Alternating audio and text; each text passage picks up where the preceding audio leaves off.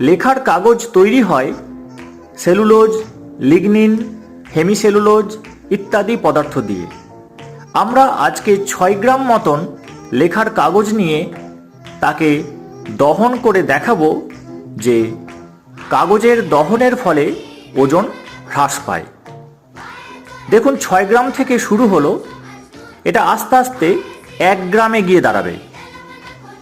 লেখার কাগজে উপস্থিত যে সেলুলোজ বা হেমিসেলুলোজ অণু, তার মধ্যে থাকা কার্বন এবং হাইড্রোজেন বাতাস থেকে অক্সিজেন গ্রহণ করে কার্বন ডাইঅক্সাইড এবং জলীয় বাষ্প হয়ে বাতাসে উড়ে যায়।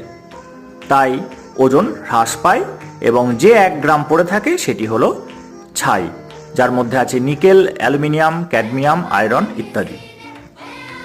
সব ক্ষেত্রে কিন্তু ওজন হ্রাস হয় না। আমরা খুব শীঘ্রই দেখাবো ধাতুর দহনের ফলে ওজন বৃদ্ধি পায়।